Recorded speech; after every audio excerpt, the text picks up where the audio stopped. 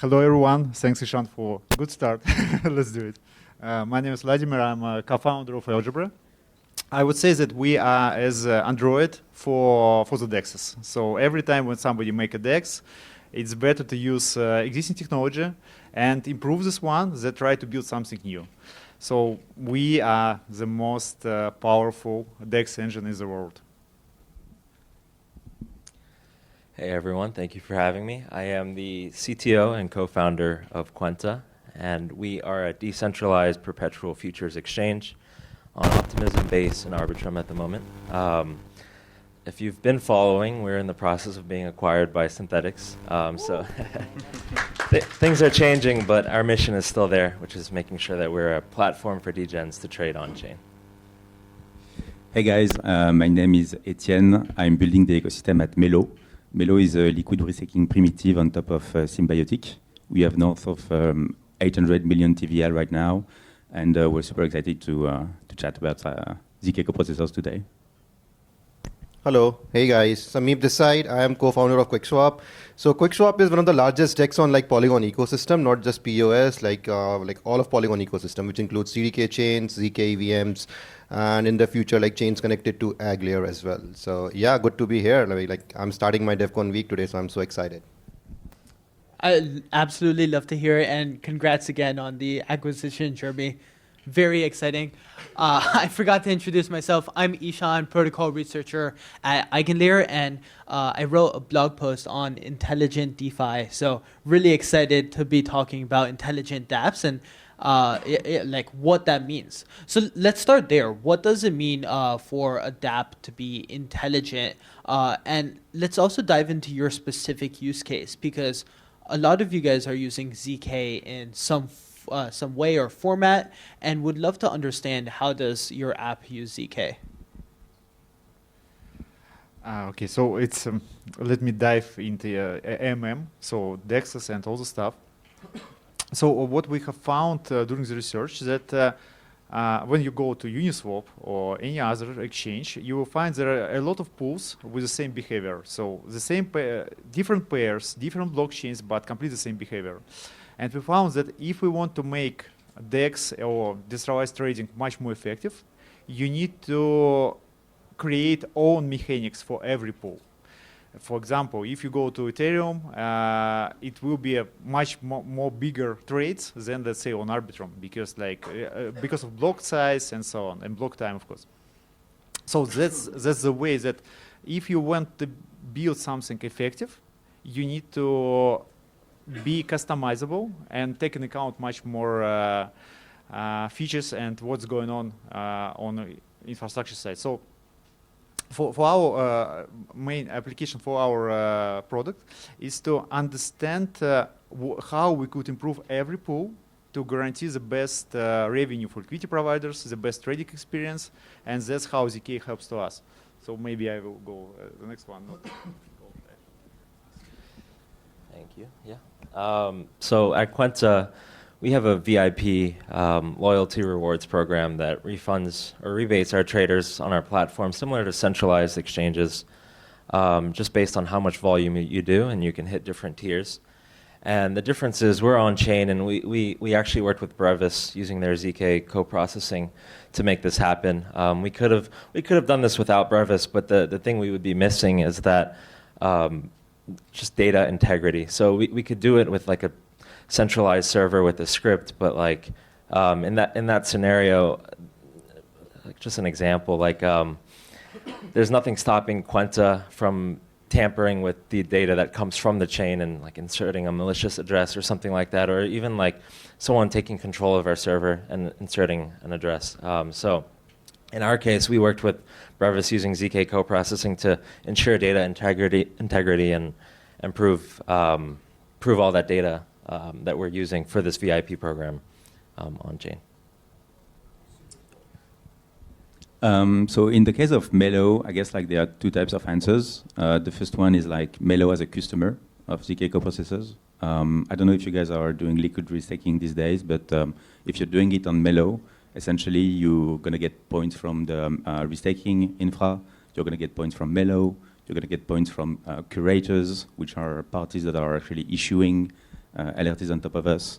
And then potentially points from the AVSs of the world, right, which are consuming the security from you guys. And then it's liquid, and so you can actually tap into DeFi and get more points. So it's a point-based, and to be honest, it's a bit complicated. And so being able to put a bit more trust into the way we compute points instead of just doing it off-chain is something that could really be useful for us, especially because it would improve a lot the composability of our solution and make it a bit more scalable, right? So that's like the consuming side of ZK coprocessors. And then like as a risk-taking platform, we can we enable like more scalability, liveness, and responsiveness for ZK coprocessors through risk-taking, through challenge period and slashing mechanism, incentive schemes that will increase the security guarantees for DeFi protocols because they are actually consuming these like proofs and they need to be generated in a timely manner. You need to make sure that the network is live and running anytime. And so we can like provide these like guarantees and this way kind of improve the UX from DeFi protocols. So like in my opinion, intelligent DeFi like is very much required because finance is already intelligent. Like by finance, I mean like traditional finance, right? I mean like all these platforms may be traditional finance or centralized exchanges. They are already using a lot of intelligence to provide better tools, better products to their users. I mean like they use data analytics, they use artificial intelligence.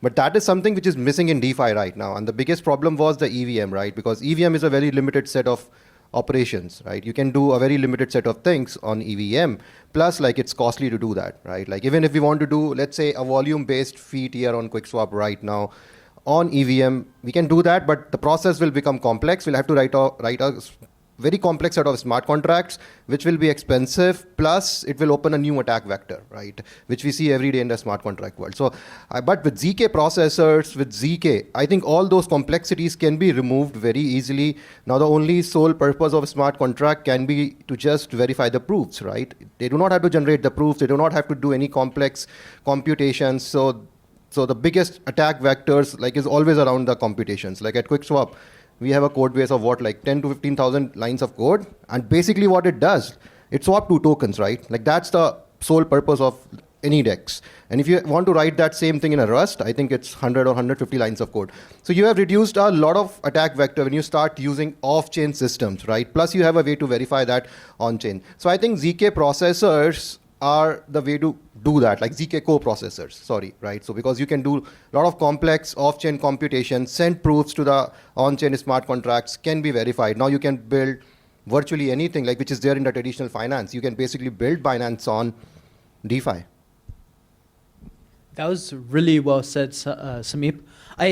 I'll just give my definition of intelligent dApps, and I think it corresponds heavily with that, which is applications that break through the constraints of the EVM or the blockchain they're on by making use of these verifiable off-chain compute, natively integrating off-chain data, whether that's through a verifiable oracle or through zk-TLS, and making use of other fun off-chain infra, which we can talk about later, like auctions and policy layers and other mechanisms. Going back to your definitions, I see this in like two different categories. One is in terms of processing data, and another in terms of like the future of finance. So let's start off with data. I want to hear, Jeremy, you said that there are like two things you could do. One is use a ZK coprocessor to process all of this data. One is use a centralized server. I'm curious, why can't you just use smart contracts to process the history of someone's volume? Why is that so complex? Same thing for you, Etienne, is like, what is so complex about processing this data? Is it feasible and complex or just not possible? Tell us more. I'm actually really glad you asked that question because the main constraint here is the EVM. So the EVM itself is quite expensive, as we've seen with L1s. Now we have L2s, and gas is a lot cheaper, and it's a lot cheaper to use the EVM. But there's still a limitation to storing things on chain, right? So when you have For example, you're trying to track trader volume and fees and all that. Storing it on-chain is not the most efficient thing you can do, especially when you have thousands of users and thousands of trades a day, right? And so taking a lot of this off-chain, we usually do this with events. We emit events and then store it off-chain and then relay that back to the user. In the case of the VIP program, we kind of used ZK coprocessing not only to keep all this data off-chain, but prove that it did come from the chain. That's the unlock here in terms of data integrity. So in terms of risk-taking, I guess like one big unlock that comes from it is the ability to scale ZK through optimistic ZK. It's a use case that I like to talk about, which is like, especially in the case of DeFi, because you guys know that the prices, they move really fast. People go long, people go short, there are liquidations happening. And so in these like protocols, if you're using like complex proofs that takes time to be generated, it's interesting to, in some cases, avoid that complexity and actually compute these outcomes without the proof and use risk-taking under the hood to kind of provide a certain degree of security guarantees by implementing challenge periods during which a couple of networks participants can jump in and actually challenge the network and tell like, oh, I disagree with what you just like computed, actually generate a proof. This way they can really like parallelize the work and make sure that they can keep up with what's happening in the DeFi app and avoid like bad situation like bad debt and stuff like that.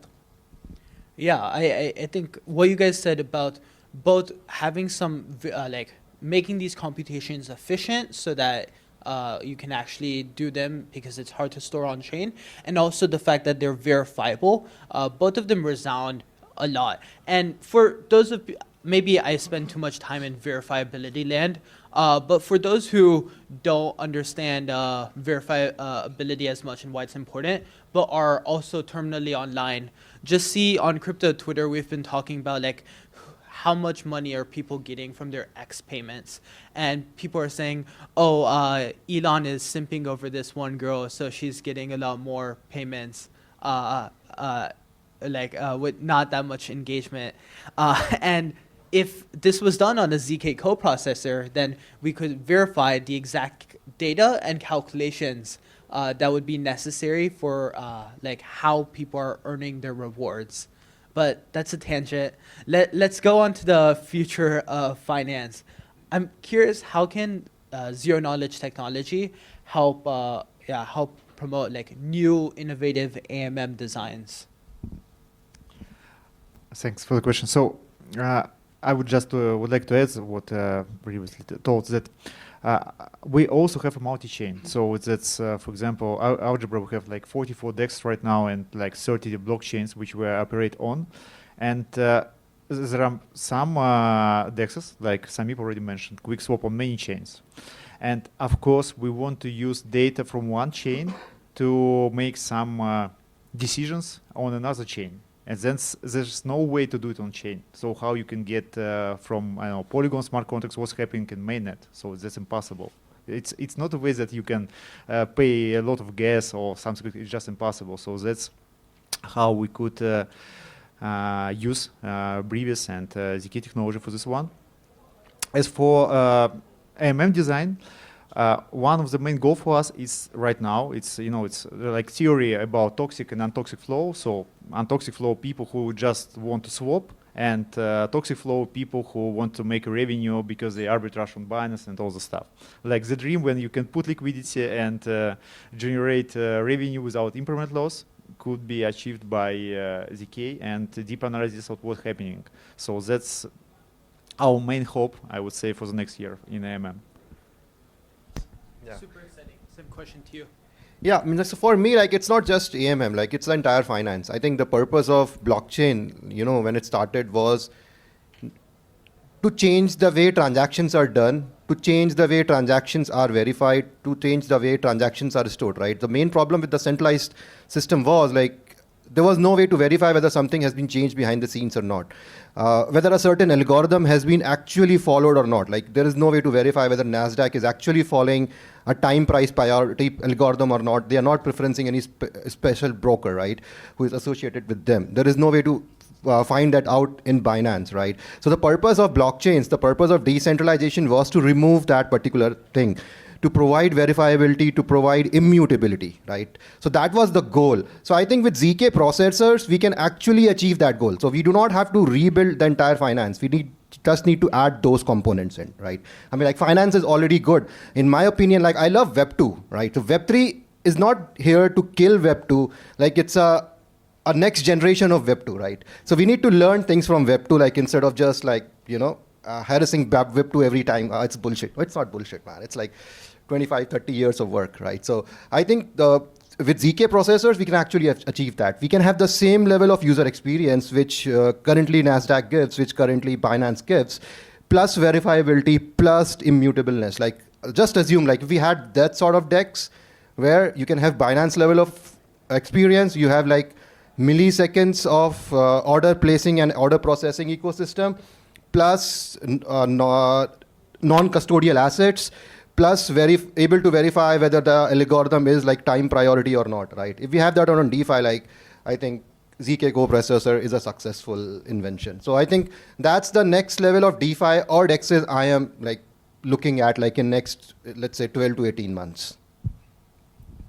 I absolutely love what you guys are saying about like the future of finance. Fully agree that we need to learn from Web 2, and also that if we can use dynamic fees for AMMs, that you can potentially solve loss versus rebalancing or lever. What people are saying is like the big problem for LPs on AMMs today. Let's continue in that vein of advancing finance. So Jeremy, I wanted to ask you about margin systems and what can we do to advance and make like a next generation margin system on perp dexes or other derivative exchanges, assuming you have unlimited compute? That's an interesting question. I'll say I've never really thought about how you could use ZK co-processing for that. But I think there's things like portfolio margin that some exchanges do. And in terms of what you can do on chain, like we've talked about previously, you're limited by compute and limited by storage. So I think there's some unlocks there that you could do with maybe you had positions, I don't know, on Algebra, for example, and that you're tracking those positions via events. You don't want to make all that compute to compute, I don't know, someone's margin, say they had like 100 positions open on Algebra, for example.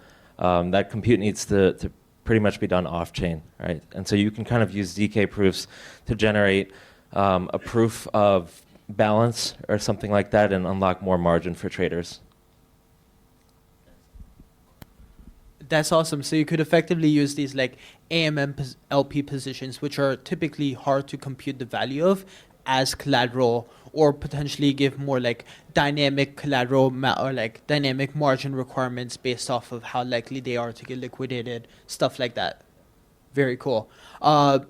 Let's also go into this concept of scalability, because Sameep, like you're saying, we need to learn from Web 2, and one big lesson from there is scale. So Etienne, you were telling me earlier just like about how Mellow can use ZK technologies to scale broader. Can you tell us more about that?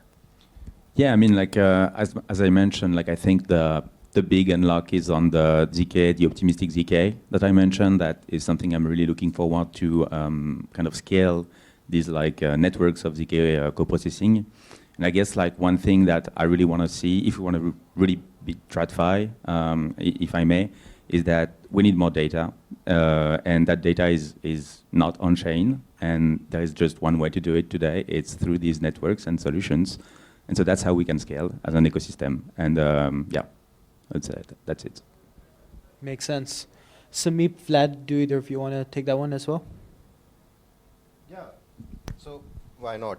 So like in the end, like as I said, scalability is very important, right? And that is something like which was missing in Web3 for now. Like if you look at the blockchain level TPS, not talking about Solana, but like other chains, like they provide what, like 100 to 200 TPS, like 300 TPS, 400 TPS, right? And like whoever is providing less than that, like it's not actually a blockchain or it's not actually decentralized, right, per se.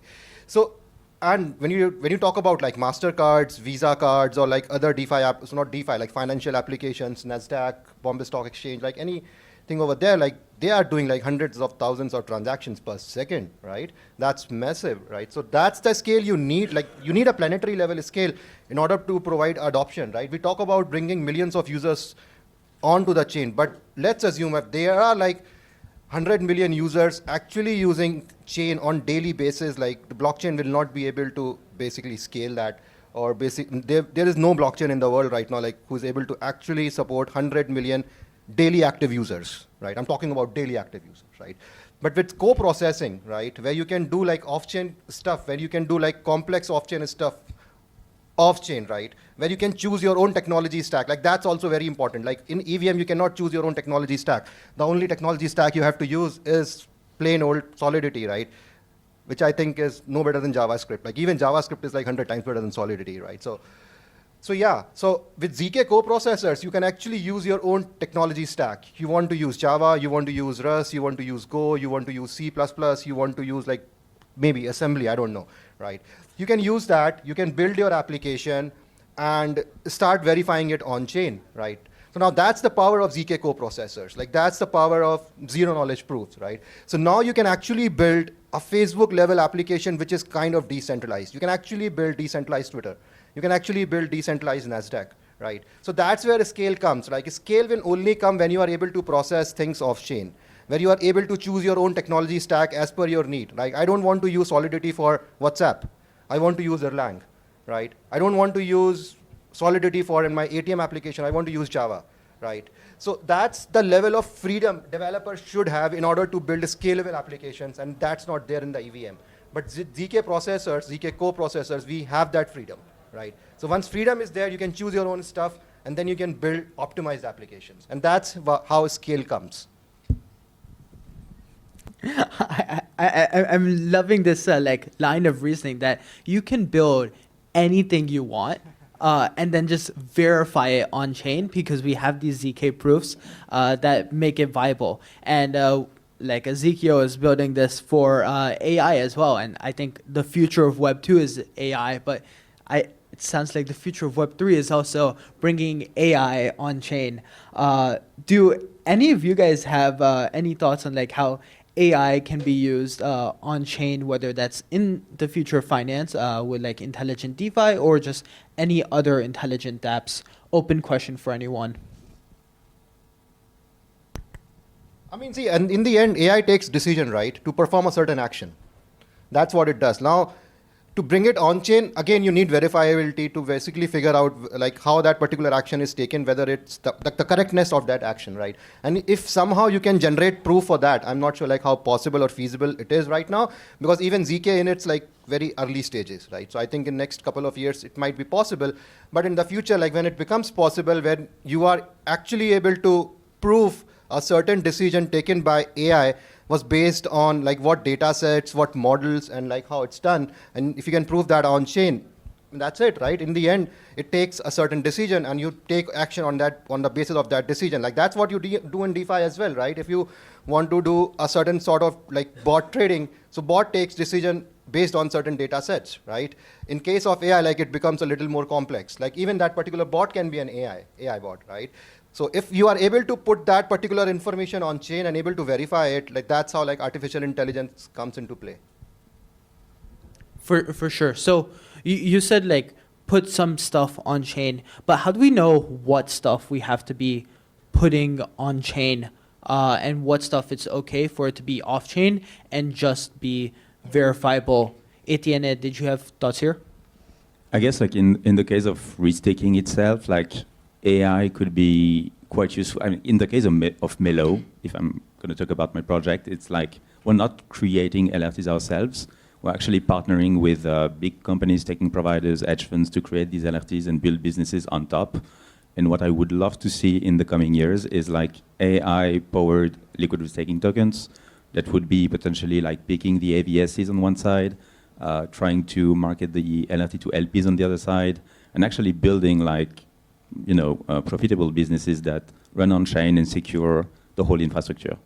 That's like, 1 year away, maybe 2 years. Let's go.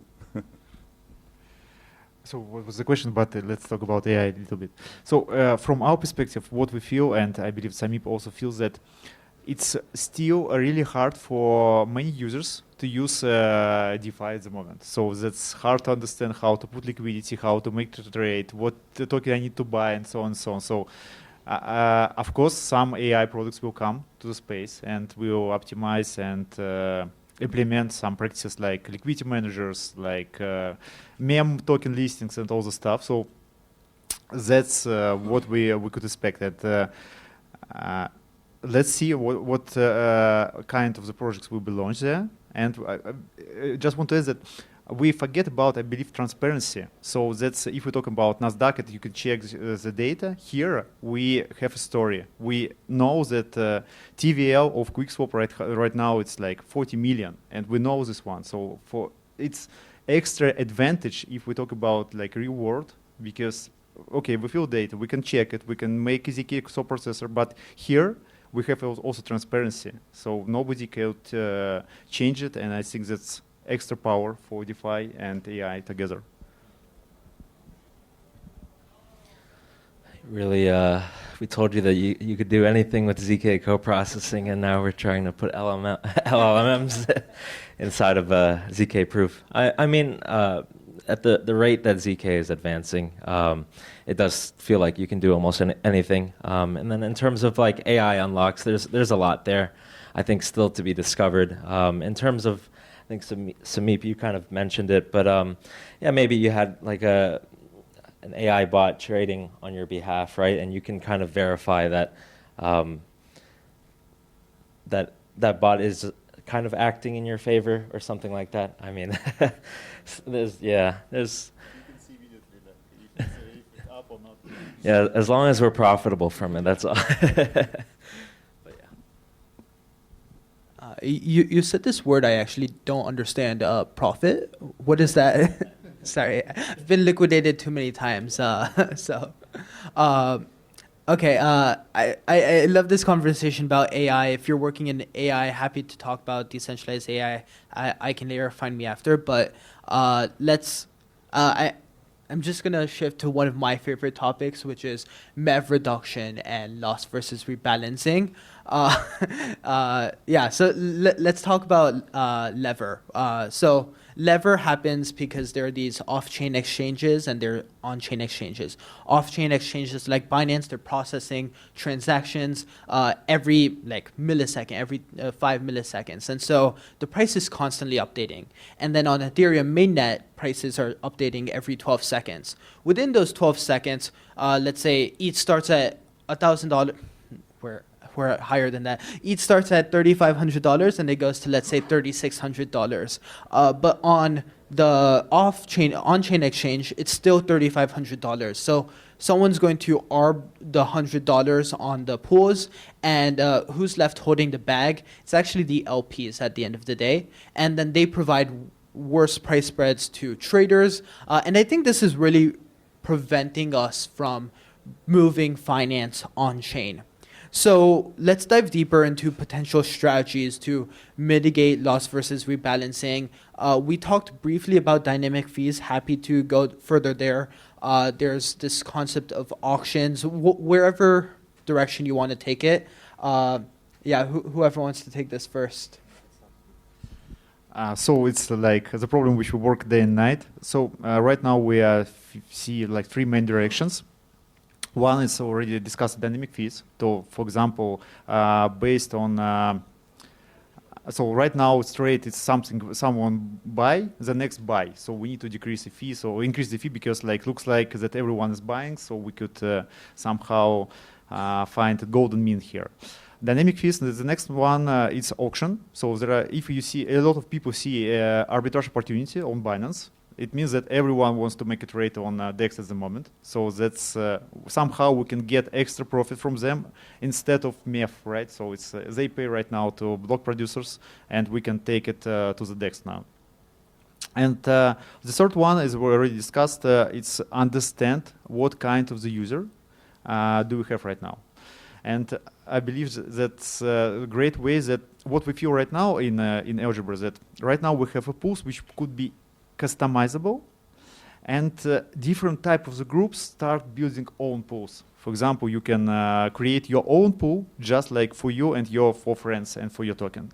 And you will care completely different from impermanent loss. For example, you can stop trading for other people. You can accept trading in this pool only for your friends. And in this case, you can get some guarantees that nobody will like arbitrage you and so on and so on. So there are like 3 main directions which definitely can work together with ZK proofs and ZK coprocessor, because we could not get so much data and analyze it in real time to get the best results. So that's all 3 of them required this technology.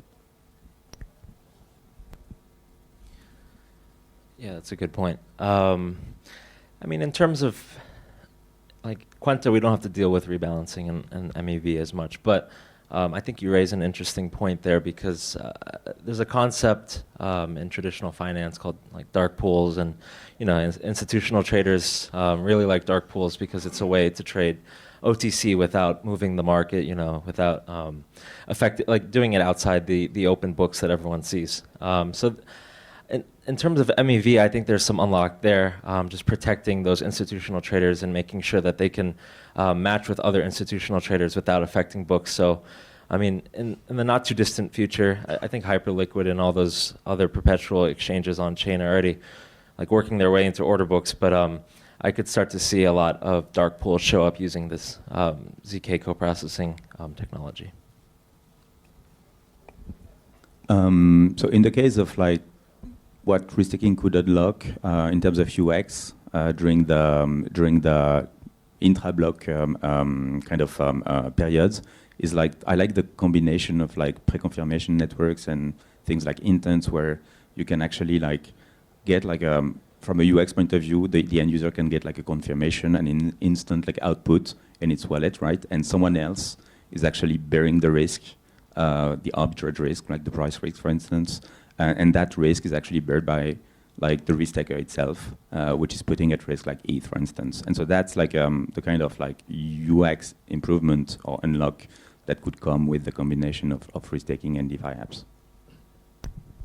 I mean, so I like completely agree with all the points like Vlad has just mentioned, So I'm not like adding anything into that, but I think like it's impossible to completely remove like all those aspects, like maybe MEV, impermanent loss, or like anything, because of the difference in the execution time, right? In blockchain, like execution time depends on the block time. So if it's Ethereum, like it's 12 to 15 seconds, at least 12 to 15 seconds, if you provide the best guess price, which is available at that moment. Otherwise, it can take more than that as well, right? On Polygon POS, it's like 1.5 to 2.5 seconds. On like different chains, like it's different settings, right? So when you compare it to Binance, right, which is giving like what, like if your like server resides in the same like server stack with the Binance, matching engine is actually running, like it takes 5 milliseconds, right? If you are like the premium client, you can have a processing time of 5 milliseconds, right?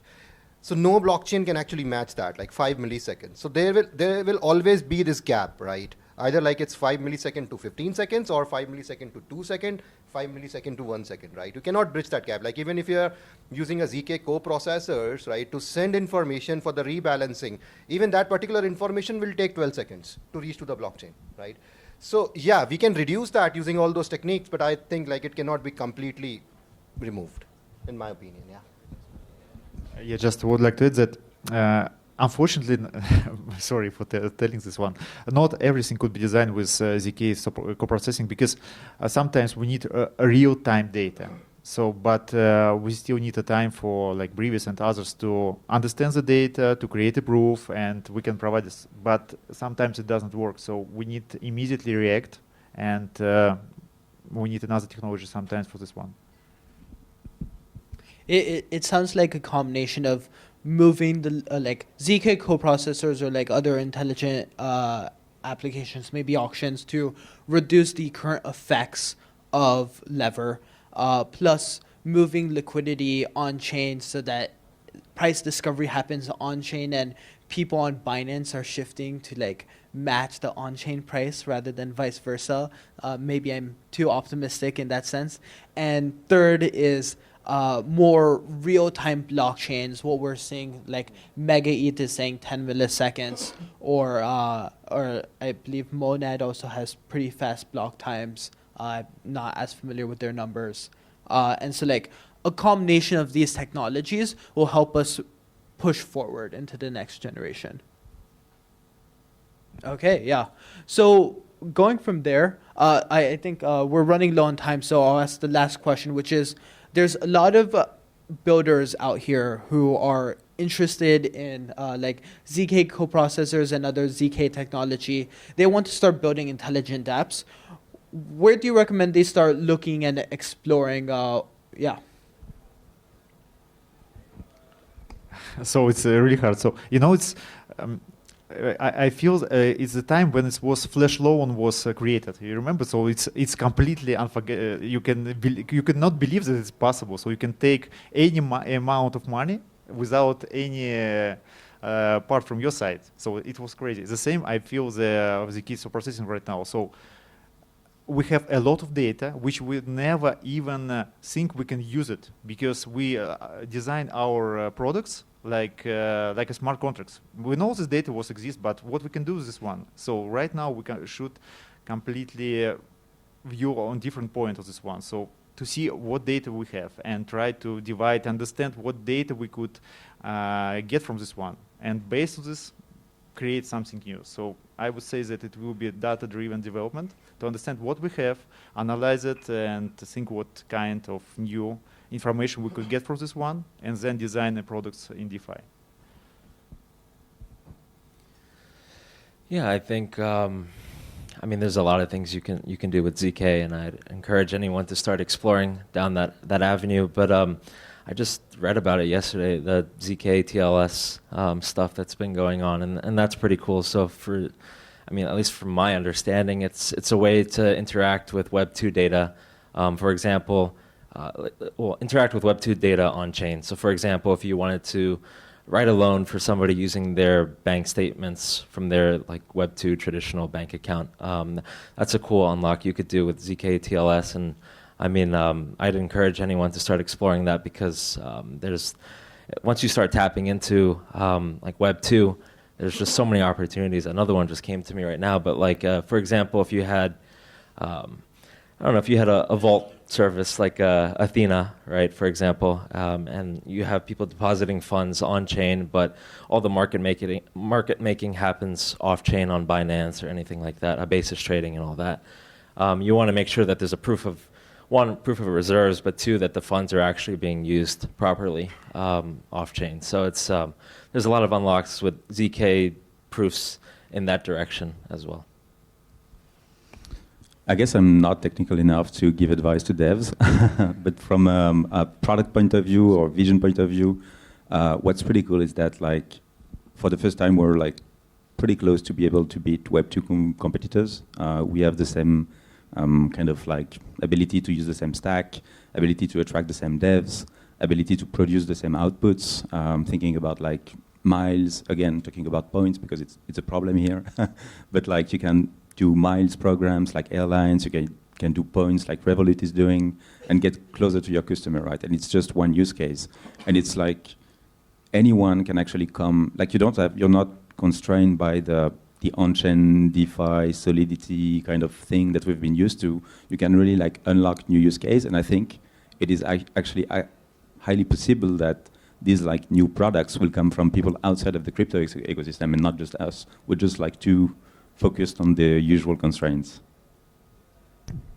So I am actually like very new to ZK as well, right? So yeah, like I've been working on ZK for last 4 or 5 months, but I haven't fallen in love with ZK, right? So yeah, so I'll try to answer this, right? So in my opinion, or in my experience of last 4 or 5 months, the toughest part of writing a ZK application is writing ZK circuits or ZK proving system, right?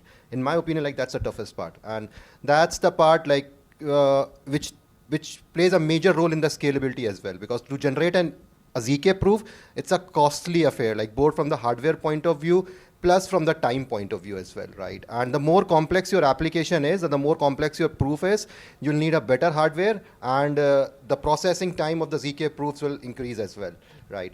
And plus, the way you'll have to write ZK circuits or ZK prover, like you need to have a lot of cryptography knowledge as well.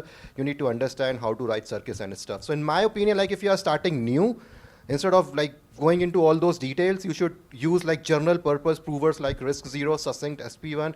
And once you are like more happy or more comfortable with the ZK, and if you think you need a better optimization for your application, then you should look out for your own, specialized ZK circuits and ZK provers. Otherwise, you should not do that, because if you start doing that in the early stages of your ZK journey, I mean, you'll start hating it, right? So that's my suggestion to everyone out there.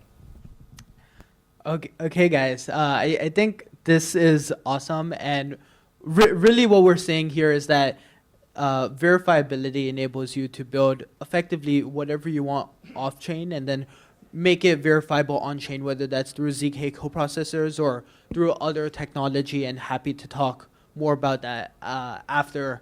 I'm really excited to see what all of you guys build. We have some great builders in the room here, people from Automata, Brevis, ZK Pass, Linea, Succinct, New York Yankees. That's probably just merch, not a company. But really excited to see what all of you guys build. Go build the future, guys. Excited to see it.